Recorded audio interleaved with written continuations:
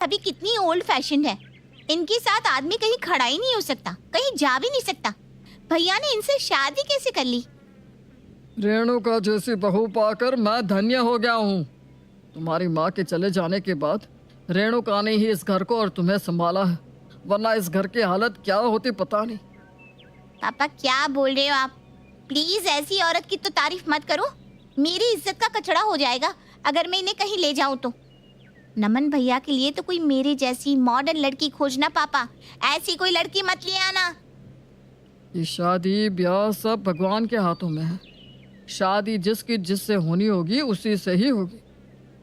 तब तो फिर पापा मैं भैया से कह देती हूँ कि वो अपने लिए खुद ही कोई लड़की देख ले, वरना आप तो उनके लिए रेणुका भाभी जैसी ही लड़की उठा लाएंगी। इतने में ही रेणुका आती है। ननद जी और पापा जी, आप सब लोग खाना खा लीजिए। हाँ बेटा, अभी आ रहा हूँ। महक अपना मुंह बना लेती है। इनकी दुनिया बस खाने पीने तक ही रह जाएगी। रेणुका सिंपल और घरेलू लड़की है जो कि महक को पसंद नहीं है। महक जो कि मॉडर्न और आजकल की लड़की है और इसीलिए वो रेणुका से रिश्ता नहीं रखना चाहती। इसी तरह दिन बीतने लगते हैं और एक रोज नमन श्रेया के बारे में सबको बता देता है। तेरी शादी हमें तो करनी ही है किसी न किसी से, तो उसी से कर देंगे जिससे तू चाहता है। थैंक यू पापा, आपने तो मेरी सबसे बड़ी टेंशन दूर कर दी।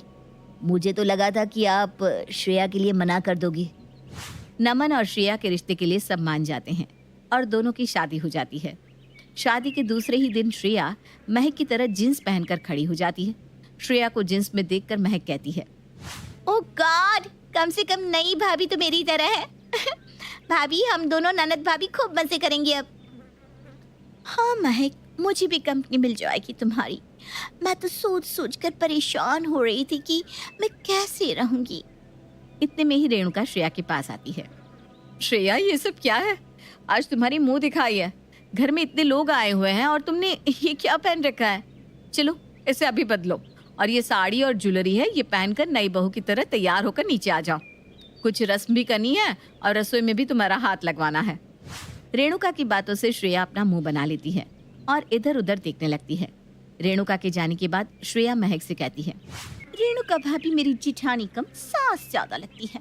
खुद तो बहन जी की तरह रहती है और मुझे भी अपनी ही तरह साड़ी पहनाकर गांव की गंवार बनाकर रखना चाहती है। लेकिन श्रेया किसी के इशारों पर चलने वालों में से नहीं है। अरे ये सब ड्रामा ना 2 दिन का है। जब तक सब मेहमान नहीं जाते आप इनकी बात मान लो, फिर तो अपने हिसाब से ही चलना है।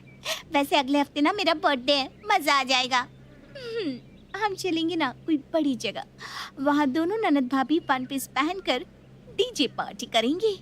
श्रेया तैयार होकर रेणुका के पास जाती है। आज का नाश्ता तुम बनाओ, फिर तुम्हें नेक भी मिलेगा। लेकिन भाभी मुझे कुछ बनाना नहीं आता। मैंने आज तक खाना नहीं बनाया ना अपने मायके में। मुझे तो इनफैक्ट पानी गर्म करना भी नहीं आता। क्या? इतनी बड़ी होने पर भी तुम्हें कुछ नहीं आता? इस उम्र में तो मेरे 2 बच्चे हो गए थे। सब आपकी तरह नहीं होते ना भाभी। हाँ ठीक है, खाना मैं बनाती हूँ, तुम बस मसाले डाल देना और देखती रहो खाना कैसे बनता है। जैसा रेणुका कहती है श्रेया वैसा ही करती है। शाम को श्रेया की मुंह दिखाई होती है और उसे अच्छा खासा नेक भी मिलता है। श्रेया नेक में आए सारे पैसे जमा कर लेती है। महक श्रेया से कहती है, भाभी मोटी कमाई हुई है ना, थोड़ा खर्चा करना बनता है। हाँ तो तुम्हारी बर्थडे में भी तो खर्चा होगा ही ना, उस वक्त भी तो मुझे पैसे चाहिए होंगे। इसी तरह एक हफ्ता बीत जाता है। सारे रिश्तेदार अपने अपने घर चले जाते हैं और महक के बर्थडे का दिन भी आ जाता है। श्रेया सुबह से महक के बर्थडे में जाने की तैयारी करने लगती है। क्या पहनूं समझ में नहीं आ रहा मुझे। मेरा वन पीस एकदम धांसू लगना चाहिए, मुझे नया खरीदना होगा। इतने में ही रेणुका श्रेया से कहती है, रसोई के काम तो तुझे आते नहीं, तो छत पर कपड़े ही सुखा दो कम से कम। ठीक है भाभी, लेकिन इसके बाद फिर मुझे कोई काम मत बोलना, ओके? रेणुका अपनी रसोई में लग जाती है और इधर श्रेया कपड़े छोड़कर बाजार चली जाती है और अपने आप में ही लगी रहती है। इसी तरह शाम हो जाती है। कपड़े सूखे ना देखकर रेणुका का पारा चढ़ जाता है। वो गुस्से में श्रेया से कहती है, इस तरह से और नहीं चलेगा, घर के काम तो करने ही पड़ेंगे। एक आदमी क्या क्या करेगा? बस सुबह पहले से तैयार होकर बैठ जाती हो। घर की बहू को जीन्स टॉप पहनना शोभा देता है क्या? फिर भी मैं तुमसे कुछ नहीं कहती हूँ, लेकिन तुमने तो नाक में दम करने का सोच लिया है। इतना आप मुझे जो सुना रही है ना, ऐसी भी कोई बहुत बड़ी बात नहीं होगी ये। भाभी, खुद तो आप गवारों की तरह साड़ी पहनकर खड़ी हो जाती हो और चाहती हो कि दूसरे भी आप ही की तरह वैसा ही कपड़े पहने, तो ऐसा तो नहीं होने वाला। आप अपना लेक्चर ना अपने पास ही रखो। श्रेया भाभी से आप जलती हो। आप मेरे साथ चलो श्रेया भाभी, अपना मूड इस गवार के कारण खराब मत करो। हमें चलना है, आप तैयार हो जाओ।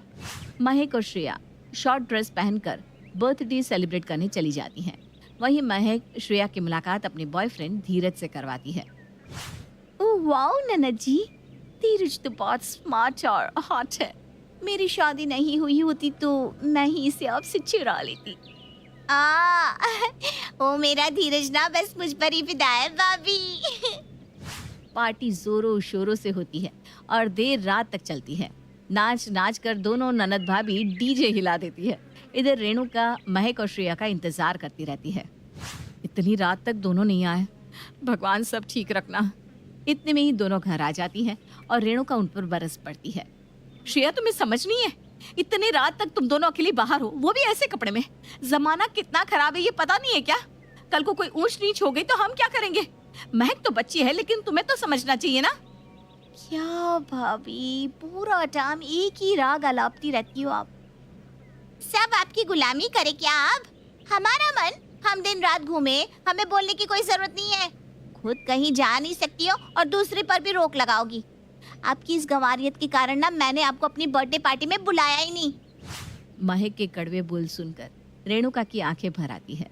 इसी तरह दिन बीतने लगते हैं। एक रोज महक धीरज से मिलने जाती है और श्रेया से कहती है, भाभी आज मैं ना डेट पर जा रही हूँ। धीरज आपकी बहुत तारीफ कर रहा था। पहली बार मुझे लगा कि मैं भी अपनी भाभी को अपने दोस्तों के सामने खड़ा कर सकती हूँ, वरना रेणुका भाभी तो हमेशा मुझे शर्मिंदा ही कर देती हैं।